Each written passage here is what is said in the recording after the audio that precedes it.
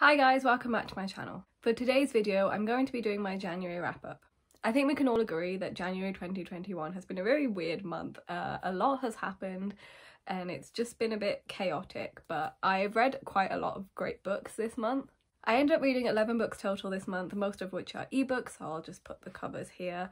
I gave most of them, I think, 3 or 4 stars. I don't think I gave any less than that. I didn't give any 5 stars though, so it was kind of like a mediocre, middle-of-the-road month for me. I'm just going to dive straight in because I have 11 books to talk about. The first book I read in 2021 is The Viscount Who Loved Me by Julia Quinn.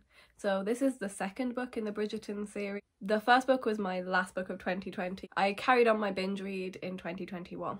I really enjoyed this one. It's probably my favourite out of the whole series so far. It's also, I think, my favourite book of the year so far. If you're not aware of what Bridgerton is, you've probably been living under a rock, but essentially this series follows 8 different siblings falling in love.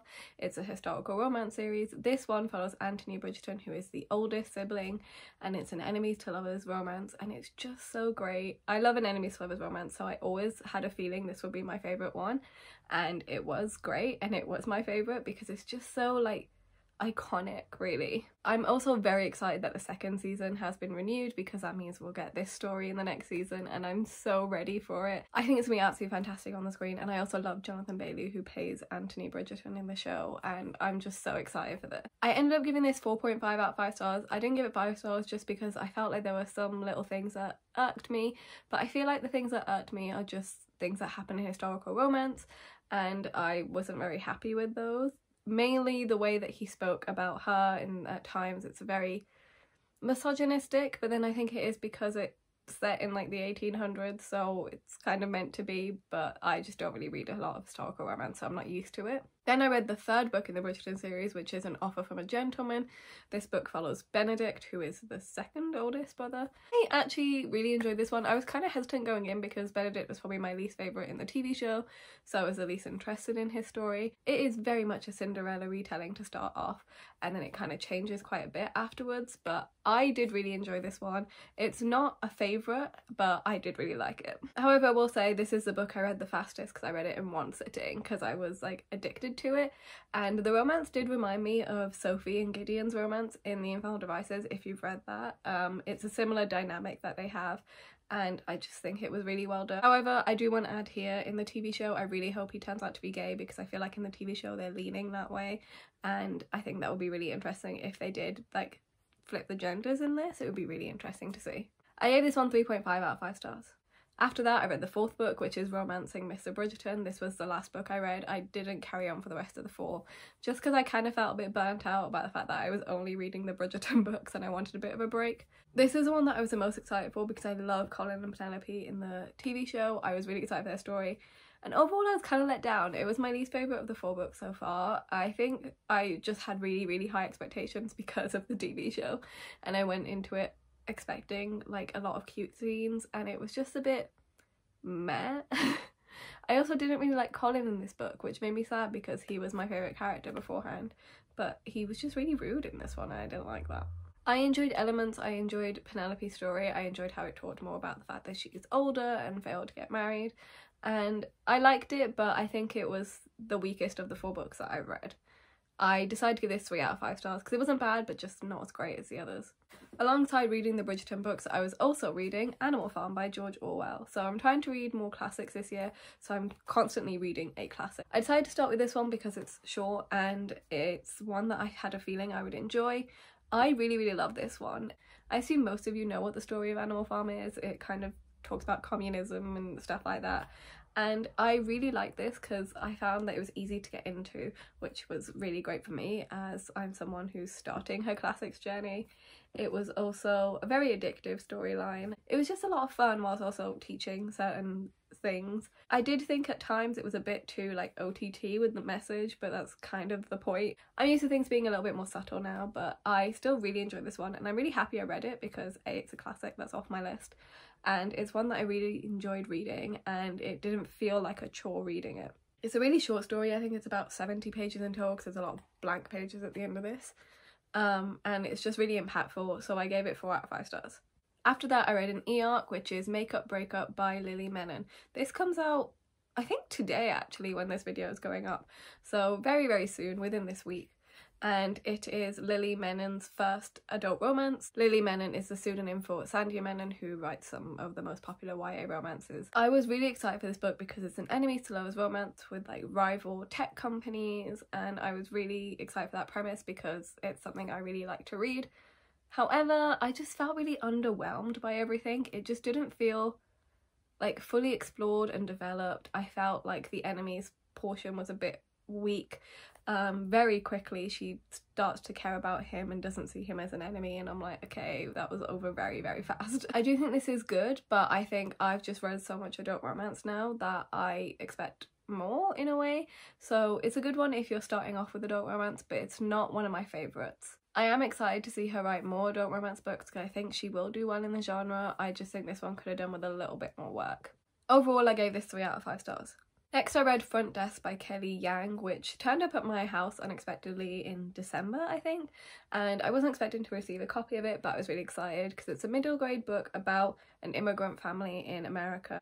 It follows this Chinese family that are essentially taking any jobs they can, and they accept this job at a motel where they don't get paid, they get paid per customer, and they live at the motel and they essentially just have to bring in more business. I think this is a perfect example of why middle grade produces some of the most diverse books out there.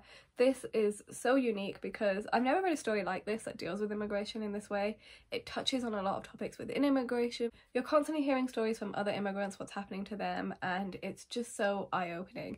And I think kids will absolutely love this book because it's so fun, yet you learn so much from it. I think the characters in this book are what makes it so perfect. The characterization of all of them, including all the side characters and the people who just live in the motel, is just fantastic. And I want to read the rest of the series because it's such a fun series to dive into and follow Mia and her family living in this motel. I also just really like stories in motels. I didn't know that I would. Ever since I watched Schitt's Creek, I've just been obsessed with stories set in a motel, and I think this is a great one. I absolutely love this book, and I recommend it to any like children in particular because I think it's a great way to learn more difficult topics about race and immigration in a fun, light-hearted way. I gave this 4.5 out of 5 stars because it's great. After that, I read The Love Curse of Melody McIntyre by Robin Talley. So this is a sapphic YA romance that I got in my Words and Kisses subscription for January. So I got it at the start of January, and I had never heard of this. I'd heard of the author, but I'd never heard of this book. I decided to pick it up because I love YA romances, and I need to read more sapphic YA romances because we've been getting more recently and I really like that. This book also heavily features theatre. So it follows this high school where they're putting on a theatre production. The main character is the stage manager. It's all she wants to do with her life. And they always have a little superstition that they have to follow. And in this one, she is not allowed to fall in love because whenever she falls in love, bad things happen to their shows. And of course, she ends up falling in love. I did really enjoy this book. I thought it was quite cute. It was quite fun to read. However, I wouldn't really call it a romance because I feel like it's more centred on the theatre aspect.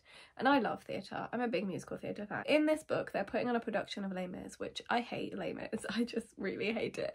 However, I did enjoy seeing elements to it, seeing sort of someone who really loves theatre and is really involved in it, but backstage and doesn't want to be an actor, because it's a bit more unique. We usually have people who want to act in them, but we never have someone whose goal is to be a stage manager. I think the romance element was really cute, and I thought they were a really cute couple, but I just wish we had more to them because we didn't really get to see them a lot in a way, and I just think this could have done with being more developed, but then it is quite a thick book. I just think we needed to focus more on the romance than on the theatre aspect.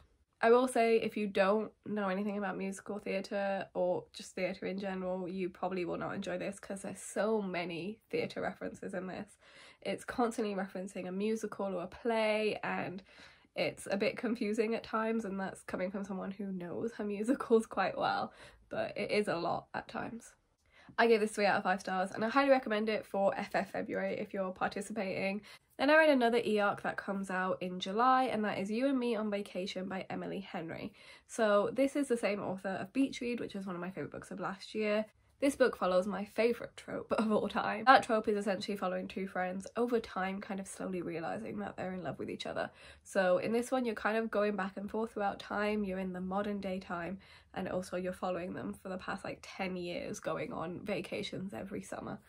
And I love this book. I thought the trope was done so well in this because like the pining is so well in this, and the fact that it takes them forever to get together is just perfect, and I absolutely love that trope. I thought that both Poppy and Alex were really interesting characters, and I really enjoyed them as people. I like how in this book we got the romance, but we also got to explore them both separately as people, and I just think it was so well done. It is a million times better than Beach Read. It is one of my favourite books, and I can't wait to reread it again and again and again because I feel like I will. I will say a big thing that's part of this book is travel, because every summer they go on a vacation, and she is a travel writer, so she's constantly going on vacations.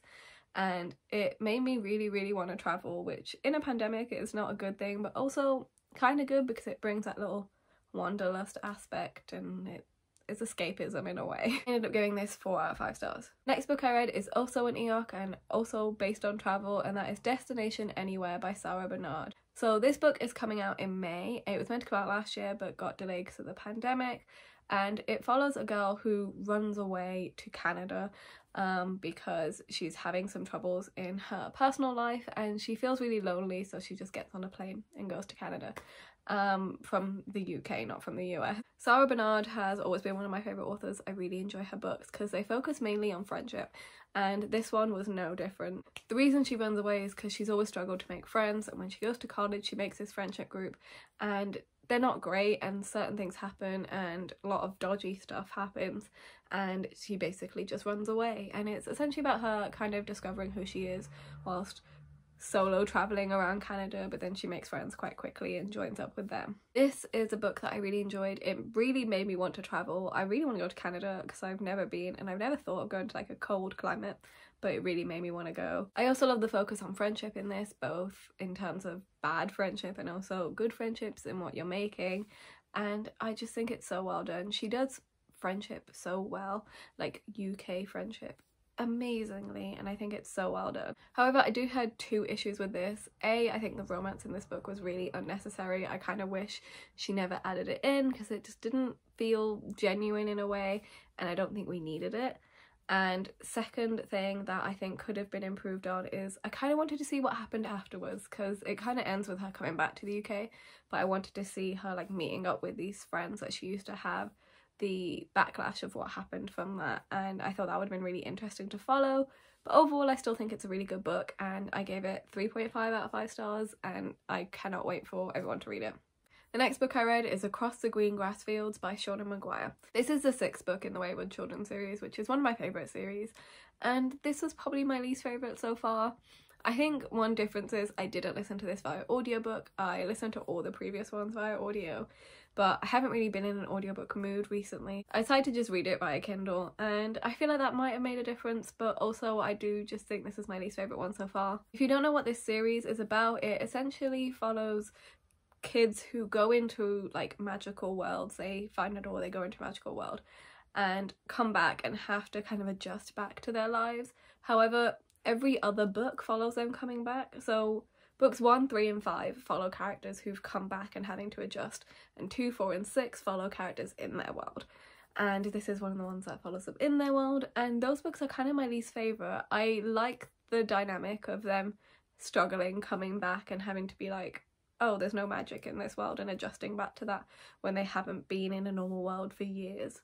This book follows Reagan, I think the main character's name was, who loves horses, and she goes into this world where there's loads of animals. She lives with centaurs, and she has to kind of defeat the queen in a way. When a hero enters this world in particular, they know that they're going to change the world. There's going to be a destiny that they are going to fulfill, and I liked it, but I didn't really like love it. It didn't feel as magical to me as some of the other ones, and it didn't kind of hit me as well as some of the others did. I will say I think it was really interesting how Shauna Maguire made Reagan intersex. I have never read a book with an intersex main character.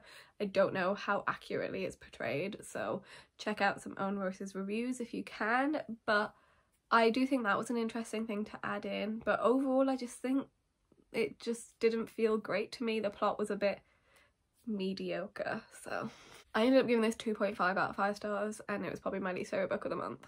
And the final book I read in January is Rusha and the Tree of Wishes by Roshani Chokshi. I can never say her name.